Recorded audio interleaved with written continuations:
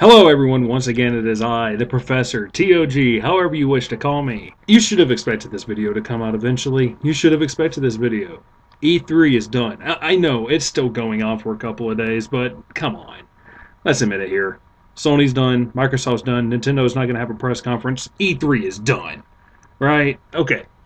So, all I'm going to do here is I'm going to try to be as unbiased as I can. I'm going to compare the two systems between the Xbox One and the PlayStation 4 as honestly and as nicely as I can. I'm going to be just looking at the facts, at the differences between the two systems. And the first thing we're going to look at real quick is the hardware of the systems. And this is going to be very important here later bit in the video, later on.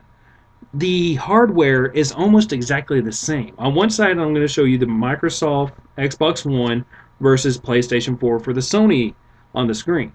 And if you look, I'm putting little comparisons, equal signs, greater thans, and less thans. The only real difference between the two are the processor and the memory. The memory in the PlayStation 4 is DDR5. The memory in the Xbox One is DDR3. The processor for the PlayStation 4 is also more powerful. Now this is very, very important for a little bit later on and also right now. The processing power, the core power of the PlayStation is more powerful. It's a more powerful system. It can do more, just going by components and hardware wise. So on that, Sony's already got Xbox beat. Yes, for the most part, they are exactly the same. I will give it that. I really will. But there is a difference and a comparison between the two where you can see the Sony PlayStation is a little bit more powerful. Now another item that people are going to look at are the games. Now when it comes down to games between the Xbox and the PlayStation, this has always been my mentality. It doesn't matter what the cross-platform games are. Because they're cross-platform games, we're going to look at the exclusives, right? We're going to look at the exclusives. And the biggest things that Microsoft put out were the normals. They had a couple that weren't shooters, but for the most part, they're shooters again.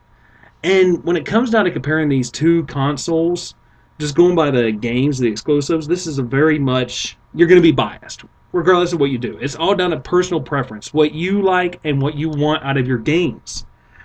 I'm not a shooter fan. I don't play that many shooters. I play Dust 514 sometimes on the Sony PlayStation because it's actually kind of a fun game for a first-person shooter. But for the most part, I don't play shooters. So I myself would lean towards the Sony PlayStation. You, on the other hand, might be more of a shooter fan, which means you're going to lean towards the Xbox One. So it's really hard to give points one way or another for games. So if I was doing a comparison here and I was giving check marks and points, I'd give points to both. Because both of them had good-looking games. The games look good. The games look fun.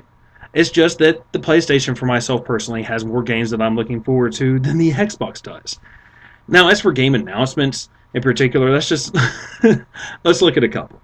When you're talking about your big exclusives for a console, why would you want to sell out and push games that are expected?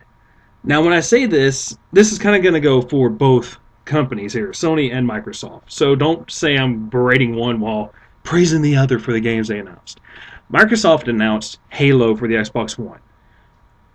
Is anyone really surprised? Why should this be a huge selling point for the Xbox? It's like a Mario game coming out for the next Nintendo console.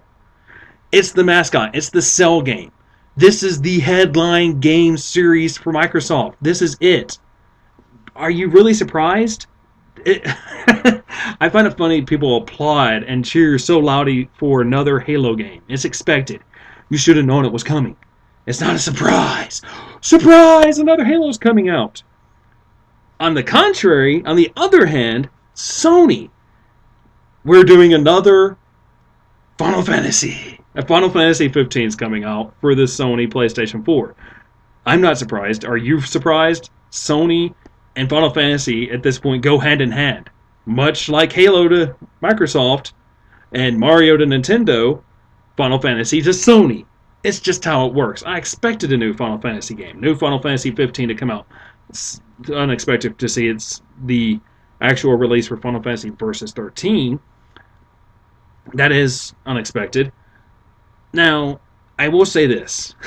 This isn't going to judge one way or another which system I think is better, is Sony easily won over a huge crowd of gamers instantly with one thing: Kingdom Hearts 3. I know of at least 20 people, myself personally, that are fangirls of the Kingdom Hearts series that probably squealed with joy and pissed their pants and immediately said, I don't care what else they do.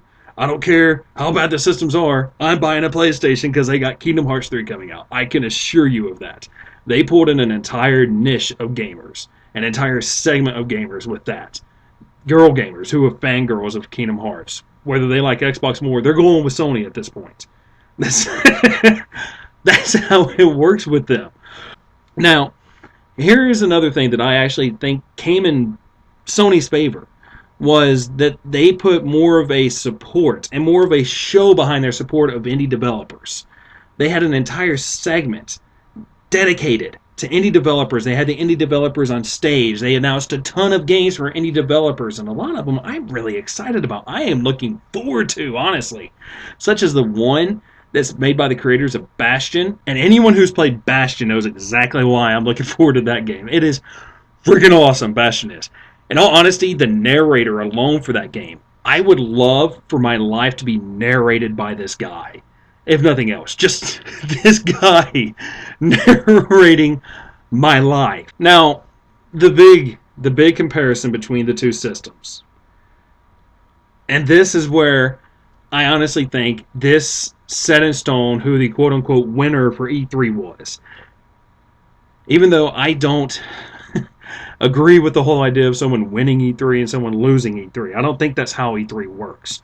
It all comes into play when you actually release that which you were talking about, E3. You win at that point. Whoever is more successful in the marketplace is who wins, not by who puts out the best information or has the biggest show. But this time I would have to agree that there's got to be a winner for E3 this time around. Now, at this point, if you're a Microsoft fan, you might want to click out of here. Because if you watched E3, you should know who I'm going to say here. And this comes down to one simple thing, and that is the regulations that these companies are putting on people. Let's compare them here. Microsoft, the DRM rules. Oh my God, the DRM. This is insanity. This is one of the most Orwellian setups and systems for gaming I have ever seen. My God, the game that you buy, you don't buy. You license it from Microsoft. It's not your game. It's not your game. The disc is nothing more than install data. You can throw the damn thing away when it's done. Because you're buying the license. No, you're leasing the license from Microsoft. Then you can give it to someone once, and then it's dead and can't be given away anymore. You can't loan it to a buddy. You can't really sell it. They said, oh, this is going to support used games, but they cannot tell us how it's going to support used games. It's being controlled by publishers. It's going to be controlled whether the publishers say you can sell it or not. And at this point, you have to wonder, okay, what about that one giveaway option? Does that count in for selling? So when you sell that game and someone else buys it, that takes that one trade-off? Is that what it does? Or is the company that buys it, say GameStop, you go to a GameStop and you sell the Xbox One game, are they going to have an agreement with Xbox to go in and actually reactivate this for one more trade-off? Are they going to because that's the only way I can see this working, is that GameStop has the ability to load games back on the cloud server for Microsoft for games for sale at a discounted rate. And at that point, some of that money for when they sell the game is going to have to go to Microsoft because it's on their servers. And then they've also said that the money is also going to go back to publishers for this. So publishers and Microsoft are getting money off of used games before GameStop is, which means GameStop is going to have to increase the cost of a game that is used. That's ludicrous. And even then, if that's not how it works, and that one trade-off is used up whenever you buy a sold game, if that one trade-off is taken whenever you sell the game and it gets bought at a used store, then GameStop and companies like this are not going to be dumb enough to buy Xbox One games, because that's a risk to their company. Because what's to stop a consumer, someone who has a game for the Xbox One, to come in and sell them a copy of an Xbox One game, of say Halo Xbox One or Halo 1, whatever they're going to call it? They sell that after it's already been given to them by someone else, or they bought it at a GameStop. What's to stop them? How is GameStop supposed to know that, okay, this can still be activated for someone else? Or is someone going to buy this game, then take it home? They can't play it because it's already been done once. We've already sold it to this other guy. Now we have to give the money back to the person who bought the dead copy, which means we lost revenue. We lost every bit of money we gave to the guy we bought the game from. How's that going to work? It's not. So in essence, you can't do used games. Unless Microsoft comes out with one hell of a plan to cover this, you can't do used games on the Xbox One. There's no way to do it. No real good, logical way to do used games on the Xbox One. If you can think of one, feel free to contest me on this. Feel free to do so. I open it welcomely. I would love it. But at this point, in my mind, there's no logical way to do this. And then the other item, and I love Microsoft for this. I give them props, if nothing else, for this part. They are sneaky. These little bastards are sneaky as all hell. Oh, there's no need to have online. This is not an always online system. Even though on the Xbox One you have to connect every 24 hours. Or it shuts off all gaming privileges on the Xbox One. That's how they've got it set up. That's how they explained it during their press conference. If your Xbox One cannot authenticate every 24 hours, it shuts off gaming. That's sad. Now here's the issue. Most people would say, oh, well, what is the issue with this? Most everyone has internet. There's a word there that you give. Most everyone has internet. Not everyone has internet at this point. I know it's kind of weird. Although, if you're watching this video and you don't have internet, please feel free to tell me how, because I would love to know how you're watching this video if you don't have internet. Not everyone has internet. These guys are screwed. These people can't play Xbox One. They can't do it because they can't authenticate to the server. And even then, internet goes down. If nothing else, go watch Nintendo Capri Sun's last few videos on his Secret of Evermore LP. He talks about how his internet had been down for days. If he had an Xbox One, he'd be screwed. You couldn't play your games at that point, because you couldn't authenticate. That is ludicrous to require you to have an online connection. And they say you don't have to. I love how they say this is not an always online system. But yet you always have to have an internet connection or you can't play video games offline. That's stupid. That is ludicrous. That's stupid. This is what the new SimCity tried to do. And EA, oh good God, that did not go over very well for them, did it? No, it did not. And this is the process Microsoft wants to go. And the last thing about all of this is how they got it set up for when the game is in your house. Yeah, you can set it up on your Xbox One to play your copy of said game for 10 people who live in your house. Don't know how they're going to track that one. Members of your family don't know how they're going to track that one either. I've seen people defend this one. And it was ludicrous, where they said, well, this is just so people in your family can play them, regardless of where they are. No, going by how Microsoft said it, they have to be in your house, on your Xbox, playing your copy of the game that they are registered to play. Has to be on your Xbox. Can't be another person's Xbox. On that one, you can play it for an hour, and if you can't connect to the internet, it shuts down your gaming capabilities there. It's ludicrous. Microsoft says they're out to help fight against piracy with this. And that's sad. This does not fight against piracy. This hurts gamers. This is against gamers. That's all this is. Then you look at Sony. What did Sony do? No DRM. We fully support used games. You don't have to go through a whole process to trade it to someone else, to loan it to a buddy. I love there's a video, I might just throw it in here for the hell of it, where Sony put out a video talking about how you loan games to a friend. It is hilarious. I love it. This is how you share your games on PS4.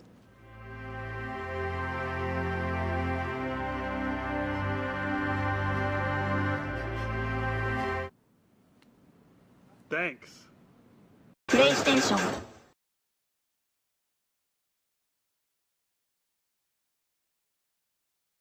And just the way they ended their press conference, just boom, boom, boom, every one of those. They were referencing Microsoft in that the entire time, just 1, 2, knocking them in the mouth the way they did this. They're not limiting gamers. They're not working against gamers. They're working for gamers with their system. They're not screwing around here. Yeah, the one thing that they did that has a requirement to play games online, you have to have PSN Plus to play games online. You don't have to have PSN Plus to watch Netflix. You don't have to have PSN Plus to watch Hulu. You don't have to have PSN Plus to watch movies. You don't have to have PSN Plus to play video games. You have to have it to be online. Microsoft, Xbox Gold, to use your Xbox One. You have to have a membership now, as far as I understand, now to watch Netflix. You have to have a membership to do anything on your Xbox, other than maybe watch a movie on Blu-ray for Xbox One. Oh my God, I just spent all this money on another Blu-ray player for my house. And here's a fun thing about Microsoft. And this comes straight from my buddy Rodney, who is a active Xbox Live Gold member. His Xbox Live Gold membership is $120 a year, $10 a month. Sony, $50 a year for PlayStation Plus. That's it. $50 versus $120. Yeah, Xbox Live has proven in the past they're a little bit more secure than Sony. Even though the PSN has been doubled in its security, and they're still working on the infrastructure to increase that security right now. They're just as secure as Xbox Live at this point. The cost is not even half of it. It's not even half of it. It's less than half of what Xbox Live Gold costs. And you only have to have it to play games online. Xbox One, you had to have it to do anything. That's sad. The kid then went on to describe how watching Microsoft on stage was like watching Linkar and AVGN suck each other's dicks, then use $100 bills to clean up the sticky mess afterwards. It was both kind of sad and disgusting. Poor, pathetic bastards. The entire time that Microsoft was on stage giving their presentation, it was nothing more than, hey, give us your money. After that, we don't care. We don't care about you. We're not here for the gamer anymore. We're here for your money. And then they dropped their costs. $500 for the Xbox One, $400 for the Sony PlayStation 4. Here's the ludicrous thing. You remember where I talked at the beginning of this video about the hardware comparisons alone. The Sony PlayStation 4 is more powerful going by the hardware than the Xbox One. The Sony PlayStation 4 does all the exact same stuff and then some that the Xbox One does. They both can do live sharing. They can both do live streaming. They can both do video editing and video recording. They all have the exact same functionality for TV, for everything. Why is Sony PlayStation 4 at a more powerful system going by the components and the hardware $100 cheaper? Because Microsoft wants your money. It's hilarious. Look back 8 years at the release and the press conference where they displayed and debuted PlayStation 3 and Xbox 360. It was a vice versa. It was exactly the opposite. They came out with excessively similar systems. They came out, but the prices, $600 for the PlayStation 3 and $400 for the Xbox 360. You remember how the release of the PlayStation 3 went, right? That didn't go over very well because they overpriced their system. You can already look online and see Microsoft fans who are pissed at Microsoft for this release price. It's not going to work out very well. And now, just real quick at the end of this, and this is not me saying this to be vindictive towards Microsoft. This is not me saying this just because I don't like Xbox. This is not me saying this just because I'm a Sony fan. I want to see the Xbox One fail. Horribly fail. I ask each and every one of you, for the sake of gamers, to not buy an Xbox One. And now this is for the sake of gamers. This isn't just because I'm a Sony fan and I'm not a fan of the Xbox and I'm not a giant shooter fan. This is for gamers. I don't want to see the Xbox One be a success for one reason. They're stupid DRM regulations. The things they're trying to do with the way you can handle your own video games that you own, that you can buy yourself. They are regulating everything you can do with them. I do not want to see this become the norm. I don't want gaming companies to come out and say this is what you can and cannot do with your games. Right now, the only thing they should be allowed to say is you can't pirate your games. They have a right to say that. But as for the right to give it to someone else if you want to because you're done playing it and you're not a douchebag and you're not requiring to sell it to your buddy and you just want to give it to them because, hey, I'm a friendly guy. Oh yeah, I can gift buy an Xbox One game and it'll download to their Xbox. Yeah, sure, whatever. But I bought this game. I'm tired of playing it. Hey, I got it from my buddy before me. This guy wants to play it, my other buddy. Well, I'm sorry, it's an Xbox One game. Go buy your own copy. I don't want that to be the norm. I don't want gaming companies to control this. We had a whole war against PC gamers, where they were talking about all these limitations that consoles are putting on the gamers. That's exactly what Xbox Live and Xbox One is doing. And if Xbox One is wildly successful, what's to stop Sony and Nintendo on their next release, or even in their current releases, their current gen consoles that are coming out, to do the same thing? They can say, well, this is going to get us a whole lot more money, and they'll still support it. So screw it, we're going to do it anyway. I don't want this to be the norm. I don't. That's why I want Xbox One to fail horribly. I want it to be a bomb. I want it to do nothing. Because Microsoft is sticking it to gamers. At this point, Microsoft has proven what many fans of Sony and Nintendo have been saying for years. Microsoft doesn't care about the gamer. They care about the money. And they've proved it in this press conference. They really have. And yes, I know this last segment has turned into a diatribe of me versus Microsoft. And Microsoft fans are going to hate this, that I just turned this in the last segment into a diatribe against Microsoft. I think they deserve it this time. I really do. The release of the 360, they didn't deserve it. Both systems, PlayStation 3 and Xbox 360, have great strengths and great weaknesses. They're both fantastic consoles. But this time, I can't say that. Xbox One, in and of itself, seems like a decent console. Yeah, it seems like an alright console. But Microsoft, the people running it, are douchebags. They're douche nozzle. I don't want to support that. I can't support a company like that. Though, I can say this. Microsoft made a lot of screw-ups in the E3. They made a lot of screw-ups in their press conference. But never once, you idiots of the internet, who are supporting this and believing this and backing this statement from Kotaku, did they support rape culture. I've heard a lot of stupid things come out of E3, but that is one of the dumbest I've ever heard, to hear someone say, oh, they supported rape culture because he said, just bear with it, just hold on, it'll be over in a minute. My doctor tells me that every time I have to get a shot. Is my doctor raping me every time I go into his office? Think about it. The things people do for attention, really. And that's really all that article on Kotaku was. She wanted attention. If you don't believe me, I'm going to put a link to the description from the Internet Aristocrat, because he covers that in length, and I don't want to do the same. It's a 20-minute video, but it's a 20-minute video worth watching if you're a gamer. So, everyone, I apologize for the length. I apologize for the random edits and jump cuts. I've been coughing like crazy lately. I've had a cough for the past few days. I've wanted to edit every time I cough out. I wanted to edit out as much as I could so this wasn't an annoying video, even though I know jump cuts are annoying as well. This is TOG, and whether you like my opinions and my thoughts on E3, oh well, too bad, so be it. It's out there. Have fun in the comment section, everyone. And remember, I'm planning a 1,250 1250 subscriber special.